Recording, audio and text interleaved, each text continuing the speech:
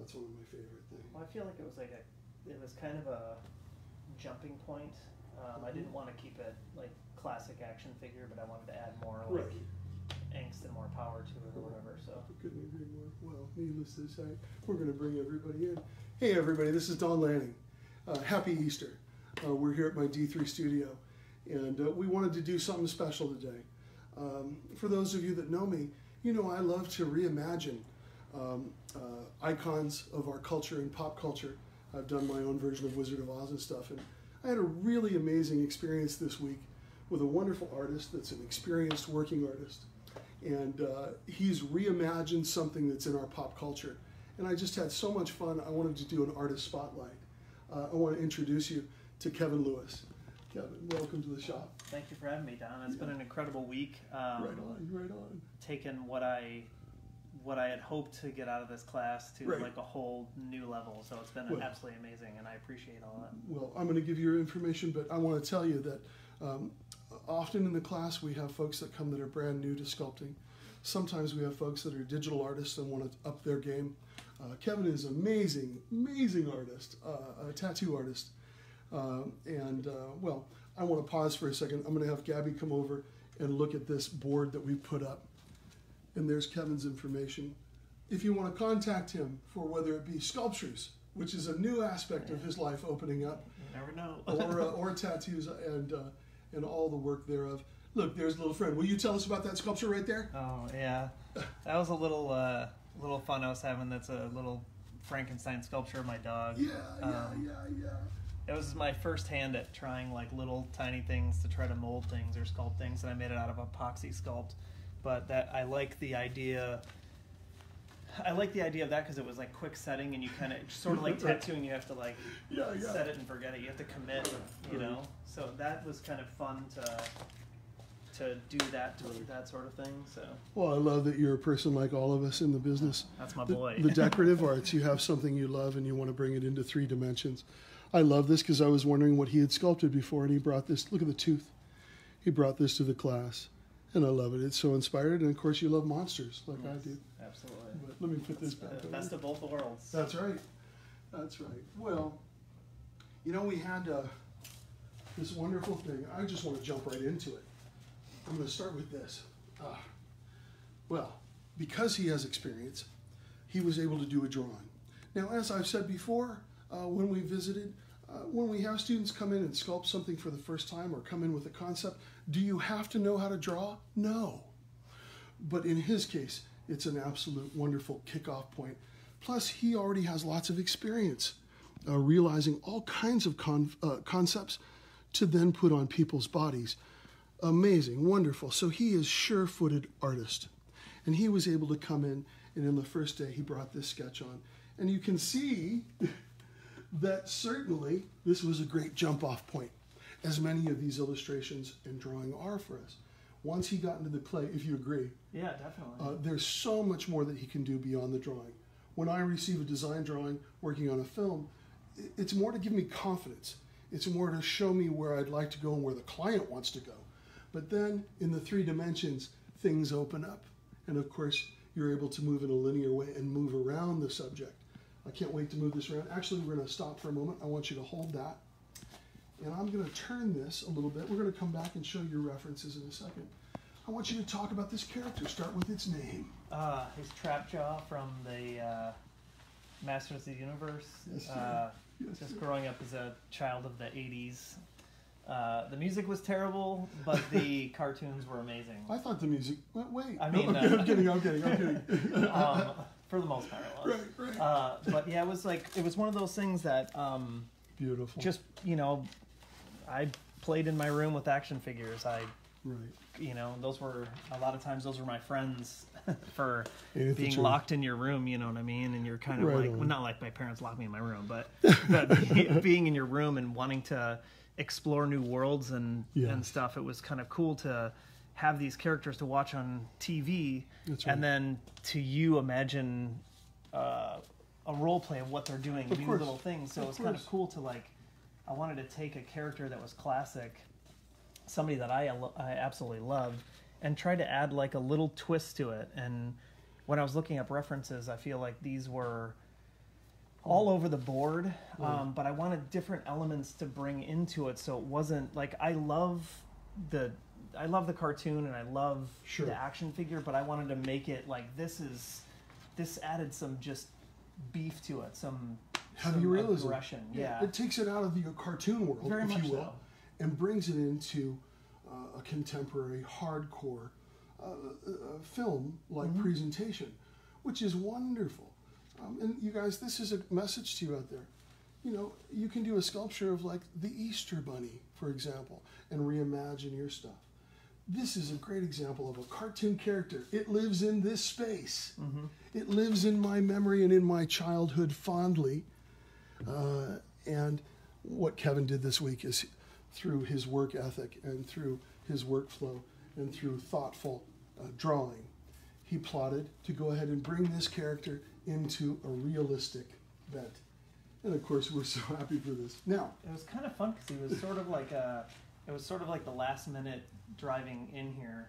Right. I kind of was like, what if I sort of merged Skeletor with Trapjaw and sort of made a skeletal Trapjaw? And I thought that was kind of, I mean, those references kind of pulled at that already anyway, and I thought maybe taking him less human and more orc, but I like the idea of adding the skull because it gives also to another, you have a hard texture, then you have the bony texture, and then you have more of a metallic jaw. So I wanted to give something that would also not just be one character with one. That's right. I wanted to learn from you, so I can take ideas to my house and my studio and be able to create things and learn different techniques and different textures and everything like that. And I feel this is wonderful. Let's talk about that for a moment. We have a term in here, and you hear it when you're in the business of somebody who has perhaps overworked a sculpture. This is a danger. You take a design element or a detail element that you fall in love with, and because you want to impress everybody and you want to deliver a great sculpture, you kind of kill it with one value. What he's talking about is different topography happening here. You have the smoothness, and he and I have already talked about it. He's going to come back on with baby powder, and he's going to buff this thing into a high shine finish. But look, right next to it is bone and sculptural things that are referenced from bone. You also have things that are very designy. That, by the way, can we talk about this for a second? Oh, yeah. You brought in this great reference to find some of this stuff. These type of elements are pure your imagination. Imagine that this is a beautiful sentence. Look at this punctuation, as well as here, and certainly in here. Look at that form right in there. This is the thing that I didn't expect. I knew something special was going to happen with you because you have incredible amount of experience. When I say punctuation on a sentence, I mean this form is augmented by the little details. A lot of it he found here. I want you to talk about your friend that makes these. Yeah, there's an amazing shop called the Skull Shop, and he just makes tons of different replicas of different skulls, and I've had several of them over the years from him, and I feel like that's such an amazing, true to, like, without having a human skull, it's the true form of having a good reference point. And you know, there's a lot of times where if I'm doing something at home or if I'm drawing for a client for a tattoo, I can take and light that in different ways, and I can get different, you know, depths and everything in it. But using it for this, it was really nice to have a side by side because there were certain elements that he had done that I was able to pull from, but then at the same time, for me, as if I was designing like a kind of a creature-y skull, there's other elements that I would add in anyway to make it a little bit less human, but still keeping it humanized, but adding a little more little textures, little details. That's where that little stuff will come in or whatever. So I thought it was kind of something. This is fantasy anyway. I didn't want to necessarily have a replica of a skull inside of that. I think it's not boring. I would be super true to reality, but I wanted to make him, bring him into reality with still a bit of fantasy. Of course. And you know what? It's funny because I used to get accused, and I could still be accused of consulting what we call bullshit anatomy. There's a time and a place to go ahead and take what's in your own inclination and comes out of your style and your love of form. However, to jump off for our young sculptors out there, to be able to jump off and reference a real skull or aquatic life or trees. We were talking about fractal stuff during our class. There's all kinds of realistic stuff in nature that can be found and brought into your artwork that will give it, well, an incredible punch. I don't think there's also, too, in any form of art, I guess the word copying is always looked down upon. Right. But I think the word referencing is more of an accurate tool for that. It's like I feel like, you know, I don't want to copy the skull and pull it in there, but I want to reference the points because, yeah, you might be a phenomenal artist. You might be able to draw, you know, something amazing or whatever, but why not reference it rather than sit and make mistakes and spend hours trying to correct. If you're using an actual realistic tool and you're drawing from that for inspiration and as reference, I feel like it's gonna help you in so many different ways, because you might not know, like the cheekbone. The cheekbone's wrong compared to that, but to him, it's not wrong. Right. You know, so there's things that you want to develop along the way, I feel. Right. And once again, even simple things, even if it isn't a major design element. You see this kick right here? You see how that's pronounced? He used a bit of that to inform him in this area. Of course, he took it off into something that would be more dramatic. But once again, any kind of assistance. You know, guys, sometimes I'll just do a drawing. I mean, like a stick figure. Sometimes to just come on out of darkness and just go for a sculpture is very difficult. So to do a little drawing, even though it's not absolutely necessary, to have some toys that are on the subject matter, some skulls, and certainly some drawings that come from you, it gives you a little bit of relaxation when you jump into something like this. Now, I just want to point out this something that just kicks me on this, and why I'm so happy to share this, is he's got some great victories in here. Just hang out and look at that profile. You see that this jaw is made of metal. It's heavy metal. We've got history. We've got pocking. We also have a connection to what is the ear aspect that ties into the jaw and kind of ties the sculpture together. But this is what gets me. We've got this kind of retro bitchin' helmet. We've got this wicked skull, which reminds me of just intense kind of fright skull. And then we've got this heavy, thick jaw. But look at the dynamic nature of the profile. I want you to know that Kevin worked with the profile first. And when you see his drawing, which I've already put away, he did a profile take on it. And contemplating this, and then jumping off with your sculpture here in the profile first, that gives you a leg up. He already had this established within the first 2 days. So once again, when doing this kind of character, when doing any kind of character, if it has a pronounced snout, if it's an animal, for example, or if it has a pronounced jaw, you want to start with the profile. And this is a note out there to you beginning sculptors. By establishing this in a drawing, and then by establishing it in the sculpture early on, he was able to go ahead and get the design easily. Imagine if he started just at the front of the face. You can't gauge the depth. You can't really get a sense of it. But once again, on day 2, you already had this sketched in. And it was very evocative of the drawing. And the drawing was with him till about day 3, and then you know what? Drawing falls away, and he's on to this. I'm going to turn it back, and then I want to ask you some questions that I think folks out there in our audience want to know. And, well, I love this. Sculpting is filled with challenges and filled with wonderful rewards. I want to first talk about something that was hard.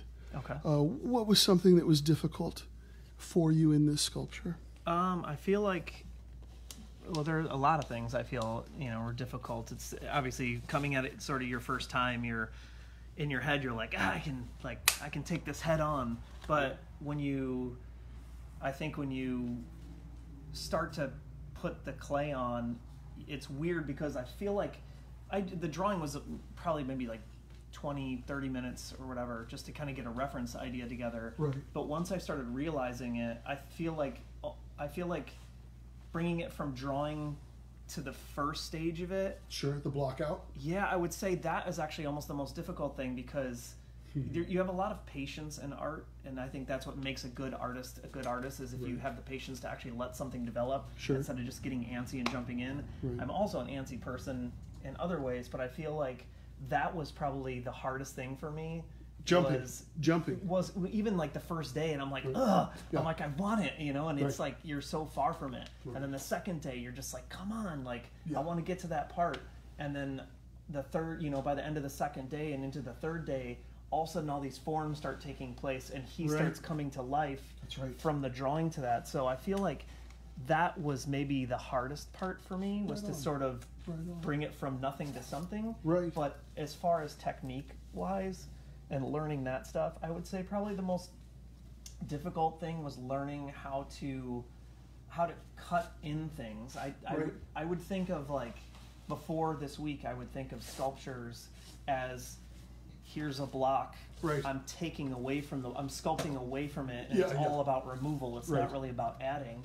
And I feel like there was a few things that you were showing me on, especially too, like the gum or the gum-ish line or whatever around the tooth, how to pronounce that tooth out. It was weird that you started right in and you started chiseling away the tooth, and I was like, whoa, wait. And then I was like, oh, wait a second, it's already there. You're sort of taking away from it. So there are those elements that, you can add those little pieces on and blend stuff in to kind of build up around the tooth and stuff. But it was just interesting to see that. And initially I would have thought, you make a tooth, you make a cavity, you fill the cavity. So it's... You bring up something that's so wonderful. The reason why I love this type of clay, the reason why I love this kind of sculpture. You folks out there have heard me talk about this before. Don, do you want to sculpt marble? No. I love addition and subtraction, and you and I talked about this. The fact that you're cutting, like the old story was that there's an elephant in this block of clay, and you and I talked about this, and you're going to release or liberate the elephant by removing. Well, that's not true either. That, in essence, is a kind of a nice story to hear, but I love that we sculpt something. We do it once, we do it twice, we do it 3 times, and somewhere in there, hopefully, you did a nose that you don't want to lose. Or you did a nose that's good, but you need to add this. You need to subtract this. So really this form of sculpture, folks, for film and television, amusement parks, toys, what you're involved with is you're in the world of addition and subtraction. That's a luxury. That's something to chase. That's something to desire. I have no problem telling you that my first run at what would be this cheekbone, or your first run at it, is pretty good. Is it done in the first wave? No.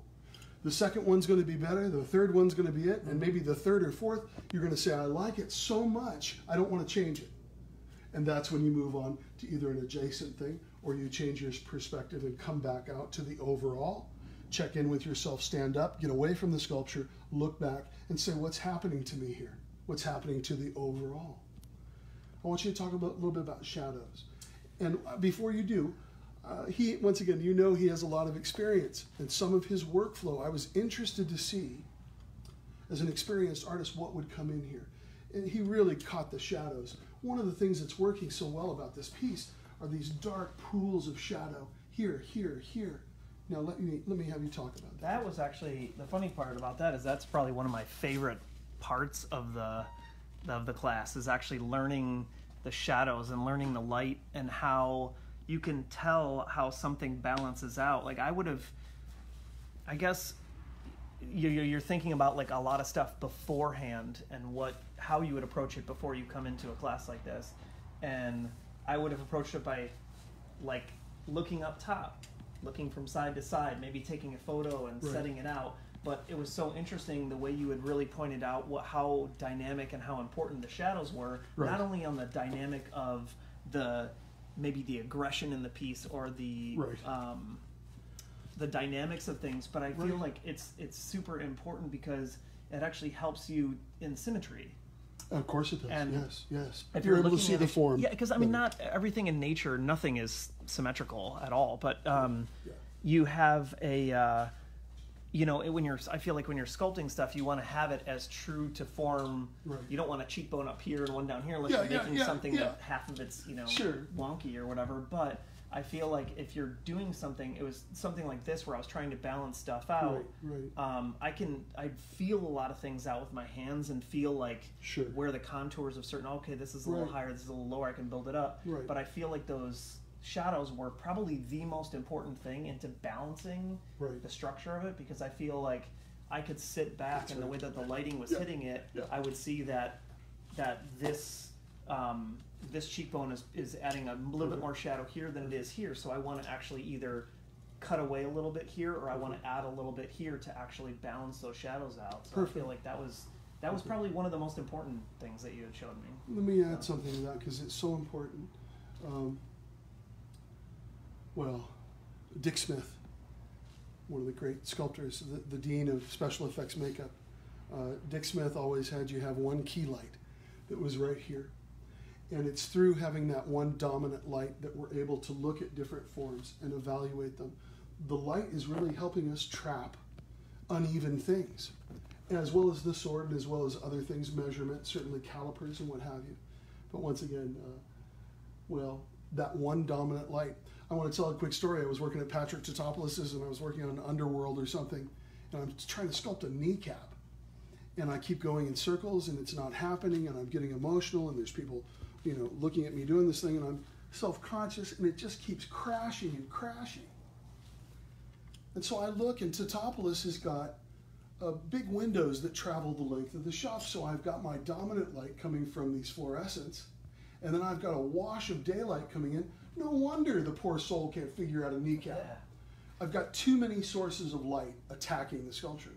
So I'm going to turn on the shop lights for a second. I want you guys to see this. Most of what he did here, I'm in love with this dramatic lighting because it's capitalizing on the shadows that he worked for. Let me bring up the shop light for a second. It's funny that at work everyone makes fun of me because I don't use light. I use the natural light. So Right. For me, I like the room to be filled with a lot of light. Right. So it's fun to take on a different form of Right. art, and then to actually realize that in something like this, you need to strip away everything and then go back to one light. To evaluate form, it's best. Now, certainly there's a time to play with the light. We just turned back on the shop lights here. And, but you still get the dynamics, though. Even with some of the stuff, you still get the dynamics in the rim of the helmet, underneath the eyes and everything, too. So Now listen, once again, with your experience in artwork, what was something that was easy? What was something that came together really easy for you? wow, that's actually a really tough one. Yeah, nothing came easy, okay. which I feel is cool because I like to be challenged in that sense. But I feel like, let me change it this way. Did you have a tool experience? Oh my God. We do a lot of explanation of tools here. Did you catch on to something that you liked? Absolutely. And we'll talk about that. You know, okay, here's something I guess I could actually relate to my current business or whatever. But in tattooing, there's a lot of stuff where you have tools as well, Right. and you use your different, like your needle groupings, you use them in different ways, and and over your experience and over the years, you get a way to, like, for example, you're using, instead of using this as a flat piece, you know, you're using the corner, so it's like it's the same thing. Yeah. That is in this realm of art and sculpting. I like how there were certain ways that I gravitated towards. I would say specifically these two tools. Because I loved the way in the ends, you know, you can get in and pick out the little detail stuff or whatever, but doing some like broad subtraction, but also like being able to almost use that, like there was little points where I would use it as a finger, and I would kind of push things in. Right. And this, you guys, is the Kemper D9. And I love that you caught on to that. This is probably my go-to tool, and this one, you introduced this to me, and I don't think I can ever live without this tool. Clay shaper. I love it. I couldn't. It's such a cool thing because there's times where I use it as a paintbrush. There's times that I use it to, like I'll balance something and I'll use that as a straight edge. That's right. That's to kind of cut a corner or something. So there were a lot of things that I really liked about these tools. And once again, just to drive that point home, you said it beautifully. Every time, we talked about this at length, every time he changes how he holds the tool, he can get a different effect. So this way, he gets a different value. This way is totally a different value, a sharper line. This way, and dragging that way, you get a very fine line. You roll over, you have a burnishing tool. You also have a limiter. You cannot do a hard, deep cut line with that. What you can do is you can do shadows, beautiful little shadows, like the depth around an eye, for example. I can approach that with that. You can see that the tool is actually the shape that I'm trying to emulate, if you follow that. But anyways, any way that you change it, these wonderful tools, the more you speak the language of clay, the more you can do with these tools. This tool, the clay shaper, we don't talk a lot about this. It's kind of an intense learning curve, if you agree. Yeah. But once you get this kind of tool is fantastic for eyelids, the edges of the ear. You can almost machine stuff with this. And of course the magic for this, in my opinion, is the soft, round shapes. Circles within circles, pillows within pillows, if you will, of lips. You look at Jim Henson's work and a lot of that stuff. Well, I want you out there to try the rubber tip tool. This is my first time sculpting, really, and I would suggest trying that. Right. I like also too that, like, just to talk about these for a second. Sure. I like the idea of being able to use this in so many different ways, but also there's a certain maybe not joy might not be the word, but there's a certain element of displacement of the clay with this. Okay. So using this as opposed to removing. Right. It's interesting because there was times where I'd almost, like a painter, instead of like holding all my stuff and painting and then switching between brushes, there was times where I'm like, oh, you know what? I want to pull a little bit away here, and then I'll be like, oh, you know what? I want to smooth a little bit here, but I want to also get in there and get a nice little edge, and you figure out ways to use these in different ways. You hit it right on the head. This is a subtraction tool. This is a refinement tool of line. Wonderful. When I first got in the business, everybody would cut a line, then trench it. Not anymore. The rubber tip tool cuts the line and softens it, burnishes it, and gets rid of the artifact for you in one step. So it actually replaced 3 steps and put it in this tool. Well, needless to say, the tools are our toys. Yeah. It's our joy. As we move through different sculptures and as we get more experience, I myself, and I want you to look for this on your path, you go through honeymoon phases. I love this tool. This is the greatest tool in the world. Some months go by, you get on another show, and then you find another, I love, this is the tool, and then you forget this one. Anyways, old soldiers, I got a box of them. Anyways, well, this is wonderful. I want to talk a little bit also about what you might do from here. You guys out there, if you know me, you know many people that take my class, they fall in love with the sculpture, which is our dream, that's our wish, and I think you're going to mold this. Oh, for sure. And I want you to talk about a paint potential. Would you stay with the original colors? I would imagine you'd probably do one that was probably true. If you did do another, once again, your skill is amazing with painting. I imagine that you could do something else. Would there be a variant? Yeah, well, I think I would take it more of a darker. I mean, there would be an element of taking it traditionally, but I'm kind of an earth tone guy. Okay. I guess you probably can guess that. But I would probably take him and make him more. Maybe darker. Yeah, I would say maybe using like even a mix between the two, and using like here, you know, there's like more. I guess more plums and magentas and burgundies and stuff like that in this sense or whatever. And here it's more of like cartoon 80s poppy, gotcha. Popping stuff. But I would probably take and use some sort of greenish, like maybe even an olive or an avocado or something like that in here, mixed with bones. So there would be elements. It would be a different coloring in certain elements. You know, obviously darker to keep like the cavities darker and pop them out. But love it. I probably wouldn't do too much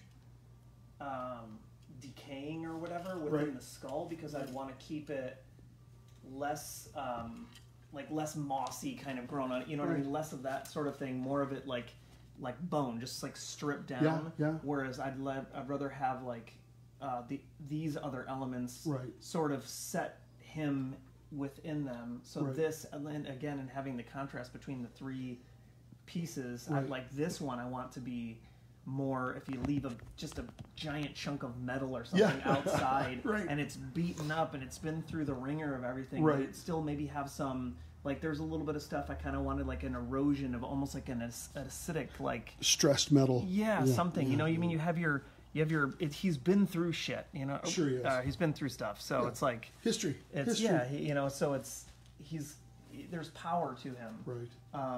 And I wanted, I mean, he's like the right-hand man to Skeletor, you know. He's got to be like, Skeletor was weak. You know, you got to have like, Crab Trail's got to be come in and like handle it, you know what I mean? So I feel like that character in this, like in the coloring too, I feel like you can make it very playful, and that could be a variant in the future or whatever. But I feel like he needs to be, his coloring needs to be as strong as he is, you know. And he's definitely been pulled into reality. For sure. I feel like this character was a cartoon. That cartoon may have been based on this. In other words, this is the being. This was a living thing, and the cartoon was an accounting of it. I guess initially I wanted to create It doesn't sound pretentious. I wanted to create something that I would love to have. Like, I want to create a toy that I would own, like something that I could go buy, but like something that you could create. And I feel like this character is so cool and so underappreciated, I think, in the whole Masters of the Universe realm or whatever. And I feel like I want to make something that I can put. I mean, I'm going to put so many more hours besides this course into this thing to make it just like a beast, you know. And we're anxious for you to post it. You know, at the end of the 40-hour time here, the sculpture is done when he says it's done. It's not done when I say it's done. He's going to continue this meditation. He's going to continue to finish the sculpture. He's going to mold it, and then he's going to do paint variations, and he's going to post those. Yes, absolutely. And I'm pretty excited about that. And of course, after a class like this, I'm very selfish. I always want to see what you do next. That's cool. And so I'm already looking for. I have like a million things in my head already that I want to do anyway. So. Well, awesome, man. And well, once again, it's been a pleasure working with you. And any time that we can see something that's in the culture, in the pop culture, and pull it into reality, it's just a wonderful thing to do. I have to ask you, just because I have you here, do you feel that being in the world of tattoos, do you feel that it helped your workflow here? Were you a little more clear-minded? I know there's always a little anxiety in me when I sculpt. Yeah. Do you feel like anything was unlocked by being an artist already for many years? I feel like there were a lot of things that carried over. I guess just with anything. I mean, I basically grew up as an illustrator, so to me that was like getting that foundation into it. But there's little things that I feel that carry over, and a lot of that has to do with just shape and form. I feel like I do a lot of, in tattooing, I do a lot of, I prefer realism stuff and a lot of black and gray, so it's interesting to actually work in a very monochromatic feel too. So I am working in black and gray before I go to paint it, as opposed to me doing like a Star Wars character or something on a tattoo or whatever. But I like that way because I see, not that I'm colorblind, but I see that way most of the time in my tattoos, because that's what I gravitate more towards. So for me, it was actually really cool to kind of utilize the illustration side of it and the shadows, and to the way to draw something. I almost was drawing it more the form in here to get those shadows, to make things a little bit more dynamic. And I feel like that's even where some of the little mistakes sort of turned into cool elements. Yeah. Well, I'm with you. Well, that's awesome. Well, once again, our community is wonderful. You guys are great at supporting us out there. I want you to follow Kevin, and I want you to look for his future sculptures. I got a feeling something very special is going to happen for this artist, and something special is happening for him all the time. Can you tell us about your work and where you're working now? What's happening? Yeah. Well, just a little bit. I've been out in Los Angeles for about 8.5 years now, and I work at High Voltage Tattoo in Los Angeles, in Hollywood, and love it. Surrounded by amazing artists all the time. Kat handpicks everybody, so everybody that we work with it's a joy, because everybody's so, like, I look at the next guy's work and I'm just like, it challenges you to a higher level, and you just keep pushing each other. So that in that form, I love the tattoo industry because I love being surrounded by creativity all the time. It pushes you on, and it keeps your education going. Yep. There's always, I noticed this with myself, I've worked very hard, and there's always an artist that's better than me. There's always somebody who's got something more interesting, and those are the people that I learn from. And that makes it juicy. It makes our whole community dynamic, and we're all pushing against each other. If we can transcend, in my case, our own competition, which I suffered from in the first couple of years of working, then you have a better experience. Remember that. But anyways, I want you to check out Kevin's tattoo work.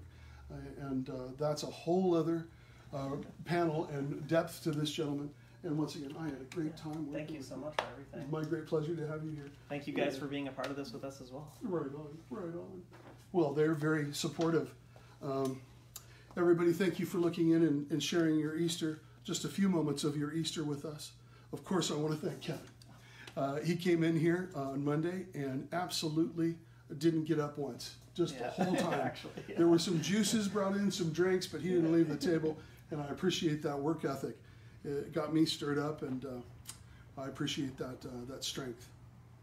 I want to also thank Berman Industries for our clay. Thank you, everybody over there. I've been shopping at Berman Industries since I was 16 years old, and when you buy materials, they're going to give you information that's going to help you create your dreams into reality. Nigel's, thank you for our head forms and all of our support, and most importantly, thank you for being open on the weekend. Elliot Brodsky, I want to mention my friend Elliot Brodsky. We just wrapped up Monsterpalooza out here in Los Angeles, and Elliot gave my students and my company a table in their Monsterpalooza museum. Thank you so much.